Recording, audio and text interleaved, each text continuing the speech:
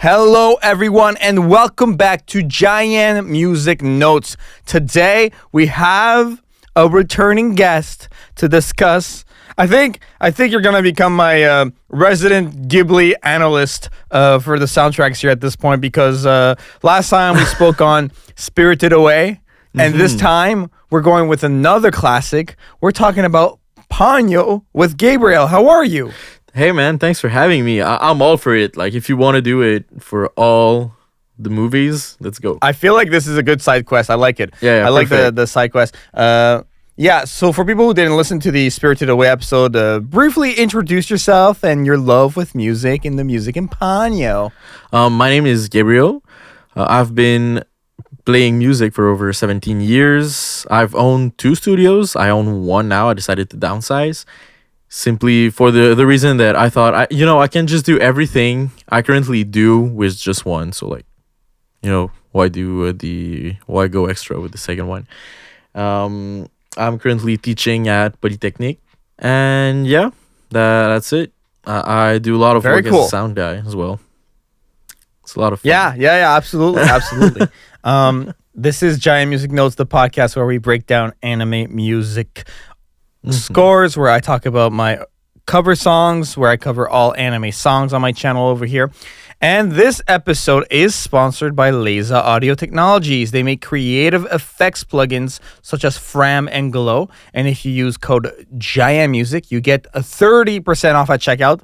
And every dollar generated from that code goes straight back into the show, such as GoPro Kyo, who does all of the artwork for JaianMusic Notes. So, Ponyo, a wonderful film. I think that it's an absolute classic when we talk about the Ghibli movie collection. Absolutely. But also it's a soundtrack. It sets the tone. It enhances the themes of storytelling and the visuals. Let's talk about, like, just grand scale.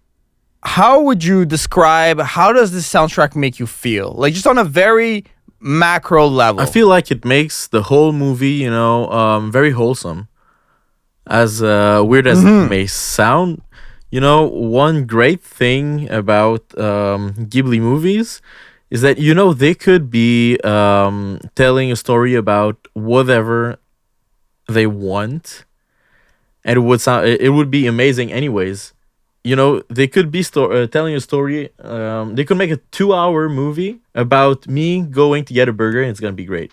I don't know if you. I don't know. Let's be honest. I mean. They make Yeah. fantastic films, and I completely agree that the music makes it wholesome. There's this, like, childlike playfulness. Yeah.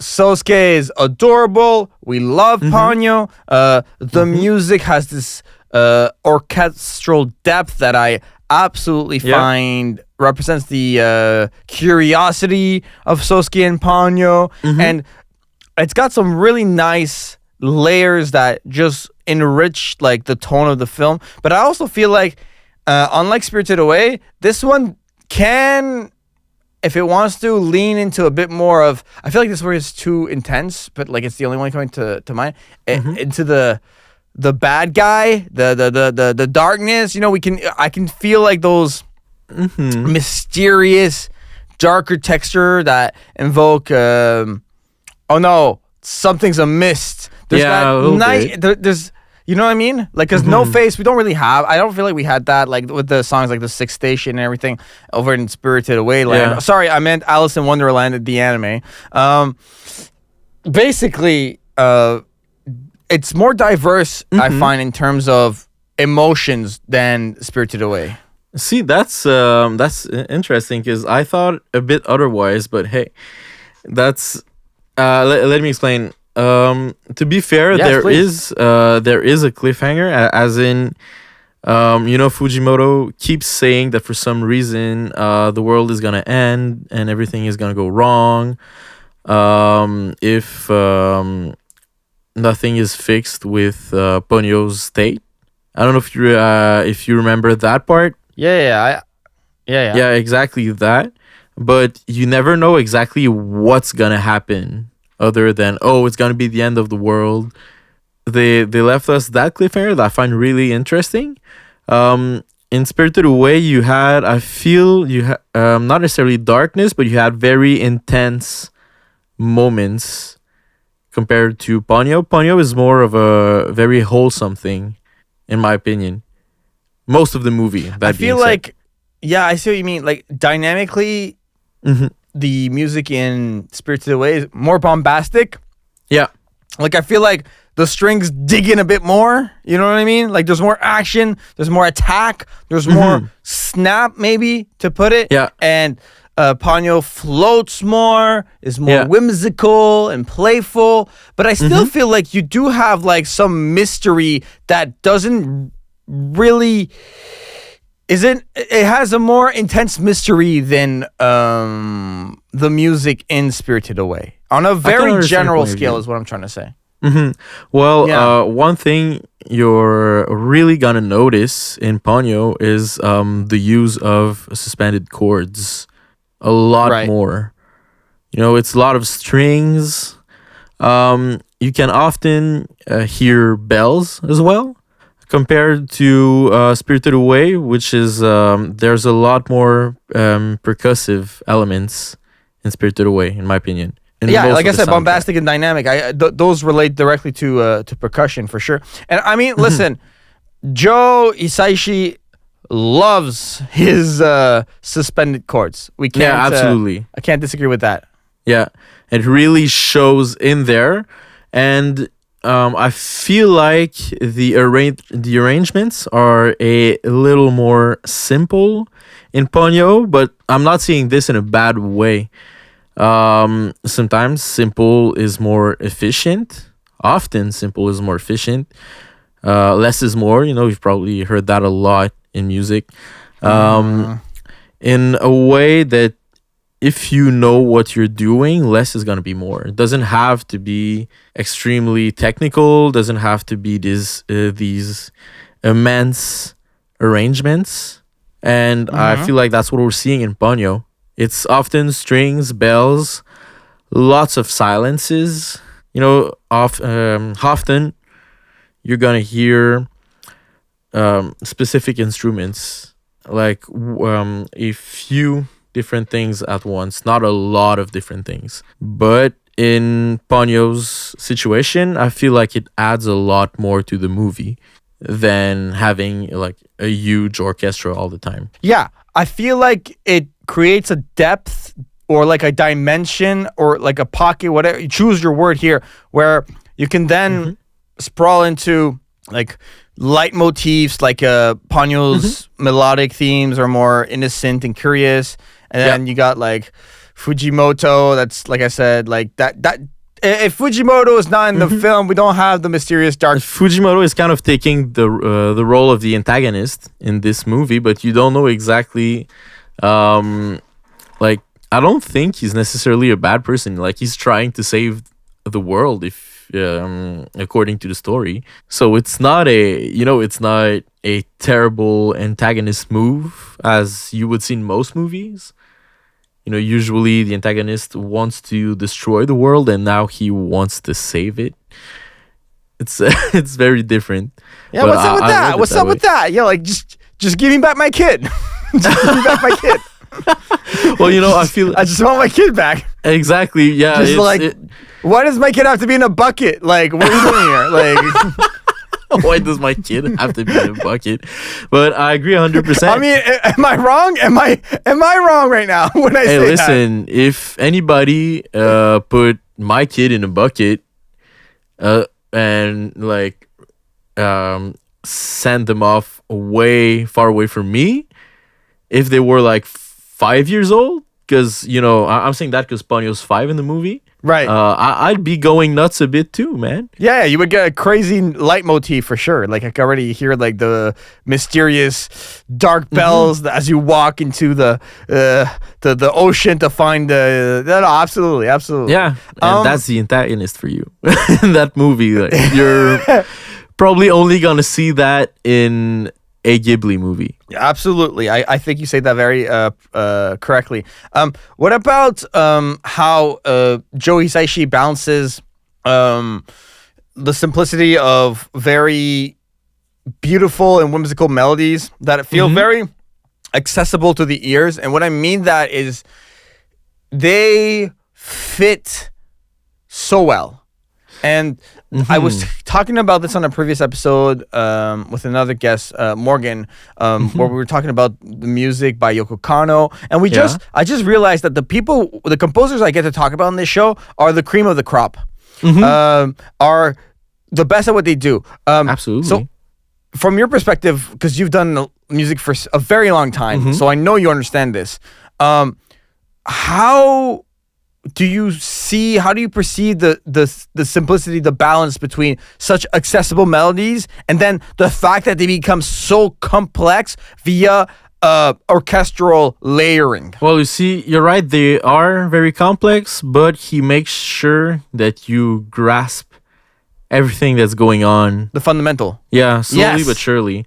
For example, the strings, like, often suspended chords, weird chords that you're not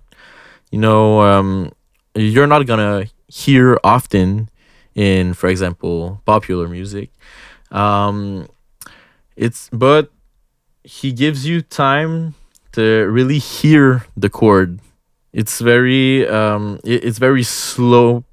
It's a very slow pace, and it gives you time to really process it. And I honestly really like that. A musician that I really love would be B.B. King, an old bluesman, totally different genre, But one thing that he understood right before a lot of people in, you could say, modern music, somewhat modern, but still modern, is that it's not about playing every note all of the time. It's not about going fast. And that's one thing I really got to teach my students when I teach music. It's not about going fast at first. When you lack the experience, that's what's going to impress you. People playing music very fast or performing very fast. But the better you're going to get, the more you're going to understand about music, the more you're going to be impressed about somebody playing very slow, but playing the right thing and making it interesting. Because the better you get, the more you're going to get bored about playing slow. But you still got to make it interesting for the people that listen to you. Just because it's slow doesn't mean it's boring to other people, So you got to find the right way to make it sound the best as it can. And I think that is something that Joe is doing incredibly well in Ponyo soundtrack. Listen, that would be my take. I think that's a great take, and you made me think of.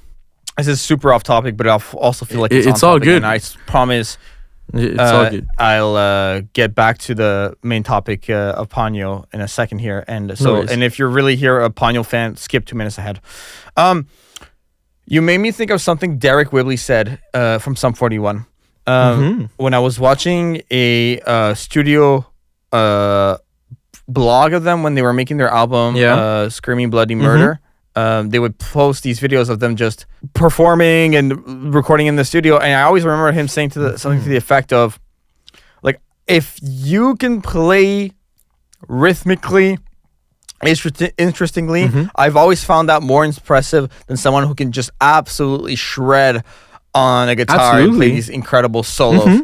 And I think that fundamentally connects to Ponyo's the phenomenon that's become Ponyo.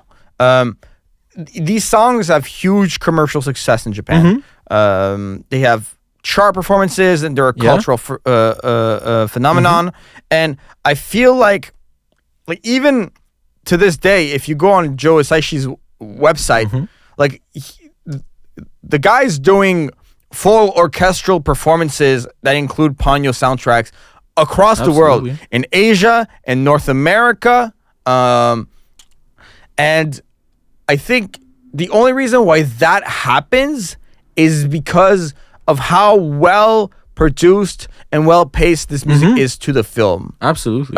I think of a song like Gake no Yue no Ponyo, which, if I'm not mistaken, in my Japanese isn't fully rusted, translates to about Ponyo on the cliff. Okay. And this song was one of the very first Ponyo songs I covered. It has this beautiful child vocal. I'll be honest with you, man. Right off the bat, child vocals are underrated when done right. Have you ever heard of Black Myth Wukong? It's a video game that should have won Game of the Year last year, by the way. Incredible game. It's made from by Game Science. The original dialogue for it is in Chinese. It talks about Sun Wukong. It's the story of Sun Wukong, and there's two endings, and one of the ending songs that you can get, it's a duo, and one of the parts in it is sang by a child, and it is breathtaking. I'll send you the song after once we're done recording, but honestly, I was not ready to for that song. But it's really that good. Honestly, everything is perfect about that game, but yeah, that is one thing that I really connected with, and it's an old Chinese song that the name translates to "Where the Path Lies Ahead," if I'm correct. And it's it's a remake. It's a remake of that song.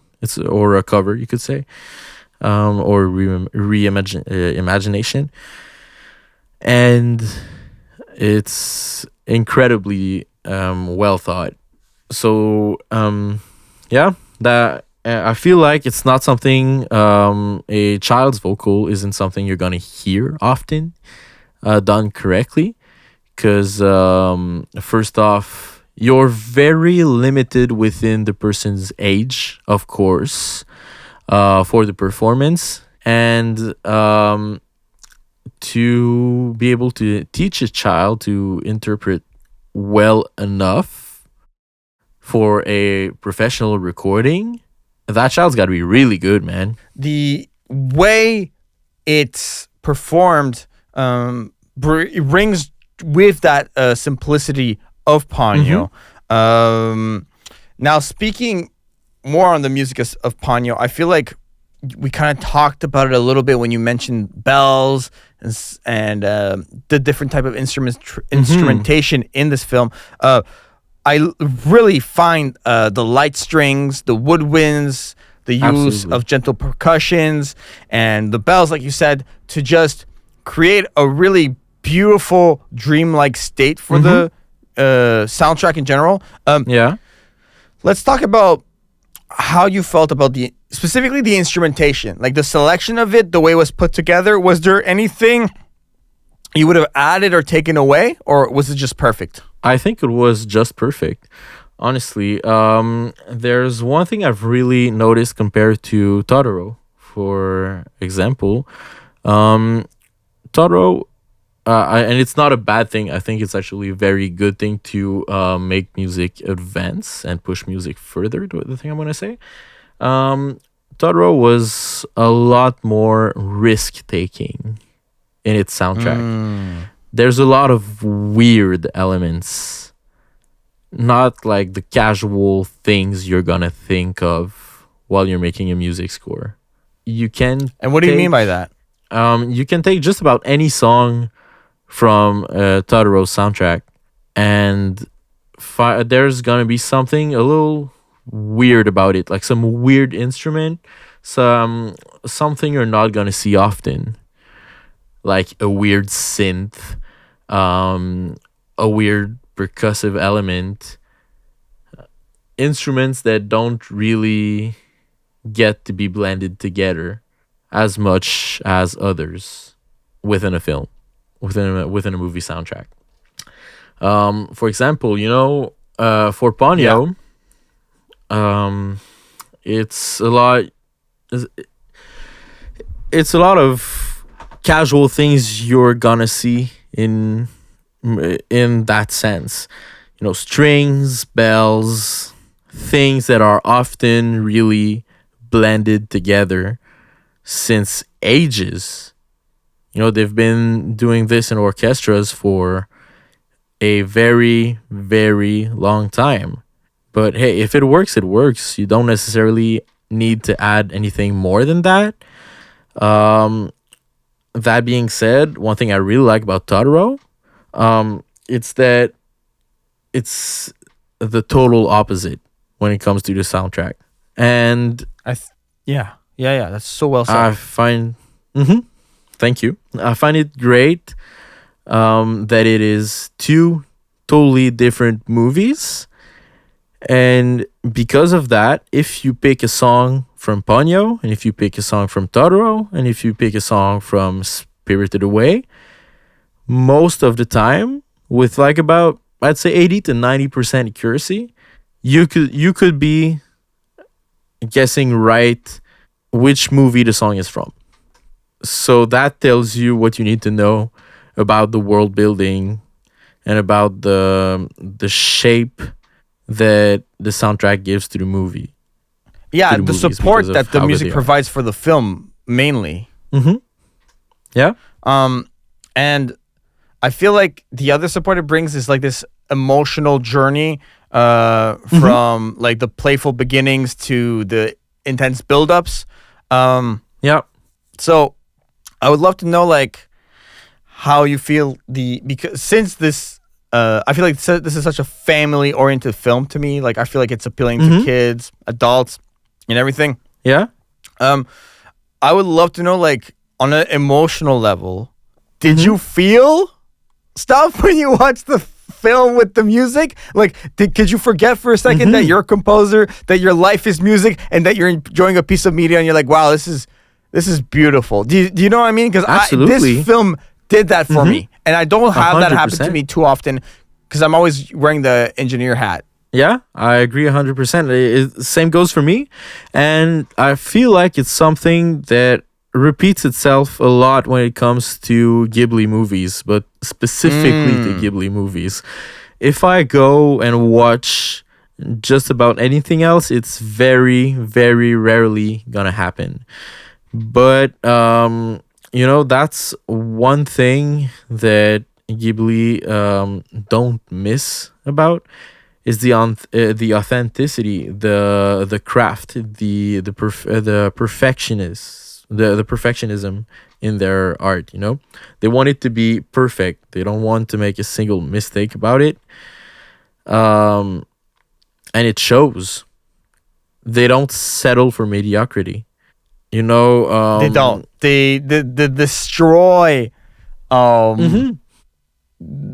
Mediocrity is not even a word that like they go above and beyond. They go above and beyond. Yeah, you know, there's this big argument when it comes to AI, you know, and Ghibli has been, well, Miyazaki specifically has been very against the use of AI in art. And you can very much tell why he is as against it as he is, because it's a craft for him. It's serious. It's not just I'm gonna say a few things and generate something. You know, I have to. It's really absolutely. I have to. Yeah, I have to say this here, and I think I mentioned it last time, and it's become a bit of a meme on the podcast that I always mention my trip to Japan, but. When I went to the Studio Ghibli Museum, in there you can actually go and there's actual books of sketches that Miyazaki made. Like as he was working on the films, you can go through. You've told me about it. Yeah. Animation, the sketches that he was working on, you could see like there's literally hundreds of pages of this, and he drew over and over and over and over and over again. I can understand why the guy's like AI's not it. Like I understand why, like, because all the work he put into that. So yeah, I see. I understand his point of view based on like his experience. Yeah, I would be livid if I was him with that kind of effort put into my craft, and to have somebody, you know, just press a few words on a computer, press generate, and say, here it is, that's my art. Right. I can totally understand him. Gabriel, I have to ask you, I feel like this is going to become a reoccurring question on every episode I have you on. Because you're a metal guy, if you had to score a metal soundtrack to a specific scene of Ponyo, please, I need to know. What would it be? I already know. I already know my answer to that. You know, when they're going through this little bridge and Ponyo is switching back into a fish. Yes. That part. And what would it be? Like, what would you do? It would be very dramatic. Because, you know, you don't really know what's going on with Ponyo at the moment. Earlier, like a few moments ago, she just seems sleepy. You don't think it's that bad. And then she starts fully shifting back into a fish. You know, and Suzuki is really worried because he doesn't know what's going on. He thinks she's dying. I feel like that is a perfect moment for a metal song. I can agree more. I think that's a really good choice. I was gonna say as well the tsunami part ish, but you can see that Ponyo at the moment is very much having a good time. So I don't think that would necessarily fit within the metal world just as much as that part, which is a little more stress induced. No, it is. It is a very stress-inducing moment. I feel like, to be honest, I've kind of said all of the main points I wanted to hit. Was there like something before we get into final thoughts here? Is there like a big Ponyo take that you didn't share yet? No, I think that's all. Honestly, I think we've went through everything that had to be said. Perfect. So personally, with that in mind, what would what are your final thoughts on Ponyo? It's a great movie, man. Like I can't find something bad to say about anything that Ghibli has done ever. Personally. No, in terms of the film that they put out, the gear, the quality of what they put out, like I completely agree. Yeah, I mean, it's perfect. And it really is just one more proof of how good they are at their craft. You know, every single one of their movies is a proof of how good they are. And I feel like most people, or at least most artists, should be going through Ghibli's whole collection just to, you know, I think that alone makes you a better artist, just because you get to see what it takes. As an artist myself, that's very much what I look after. Well said. Artistic experiences that change you, that change your perception of art and of how art can get to a person. I feel like they are masters at making you feel some type of emotion when they want you to feel it. I love that. I think that's such a beautiful way to put it. This film, thank you, is one of the greatest of Ghibli because of its soundtrack, Absolutely. Because of its animation, because of all the elements working intertwined together. So I feel like, you know, they build such a emotional resonance. Absolutely.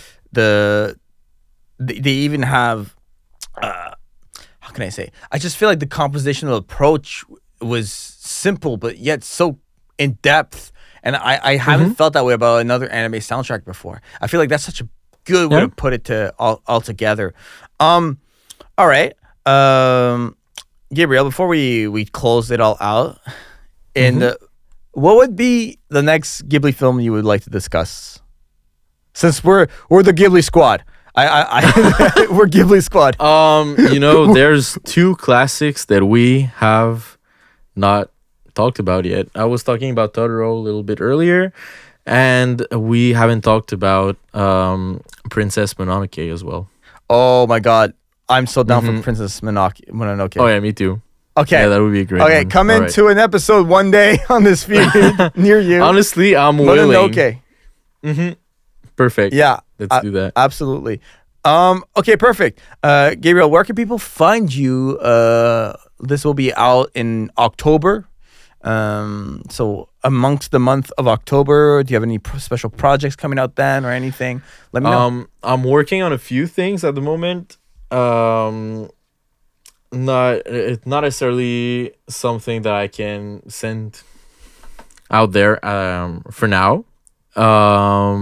Because I'm often a discreet person to productions I make. I like when my name is little on the production, but maybe that'll change someday. But that's what it is for now.